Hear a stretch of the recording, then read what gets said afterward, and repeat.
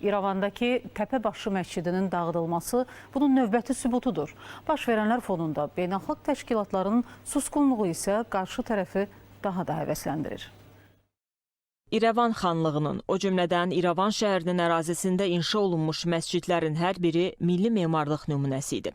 Təəssüf ki, zaman keçdikcə Azərbaycan xalqının bu dəyərli abidələri dağıdılıb və təhrif olunub. Həmin abidələrin Azərbaycanlılara məxsus olduğuna dair kifayət qədər faktlar, sənədlər və qeydlər olsa da, buna məhəl qoyan yoxdur. 18-ci əsrin ortalarında Hüseynəli xanın əmri ilə tikilmiş Göy məscid son illərdə təmir və bərpa adı ilə farslaşdırılıb. Bu dəfə isə hədəfdə daha qədim ibadət məkanı Təpəbaşı məscididir. Dağıdılan abidələr eyni zamanda dinimizə vurulan ağır zərbədir. Məscidlər, pirlərin və digər ibadət yerlərinin dağıdılması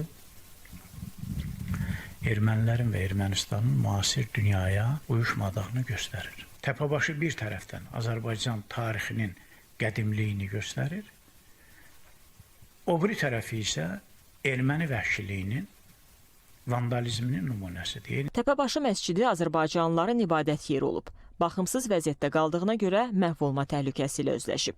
Ermənistan hökuməti isə abidənin bu vəziyyətə düşməsinə səbəb kimi maliyyə çatışmazlığını göstərir. Lakin bu arqument tutarlı deyil.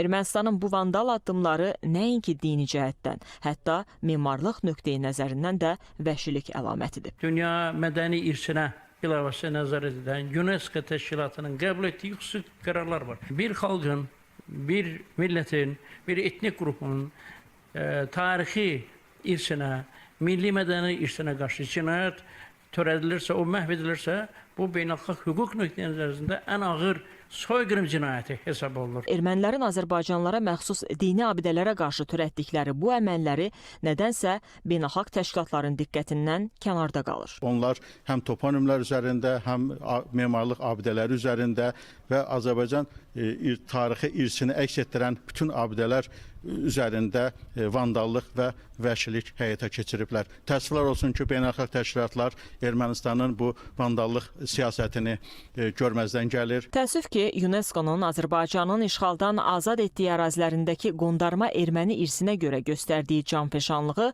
Qərbi Azərbaycandakı tarixi irsimizə qarşı görə bilmirik. Müharibədən sonra da, tarixi ədalət bərpa olunduqdan sonra da yenə biz beynəlxalq təşkilatların ikili standartlarının davam etdiyini görürük.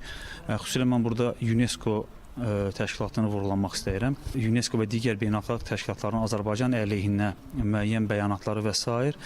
bir daha onların bu məsələlərdə ikili standartını ortaya qoymuş oldu. Bir sözlə mənzərə dəyişmir. Hər zamanki kimi terror siyasəti yürüdən Ermənistan və tamaşaçı mövqeyinə sadiq beynəlxalq təşkilatlar. Azərbaycan isə bütün norma və prinsipləri diktə edərək ədalətin bərpası yolunda qətiyyətlidir.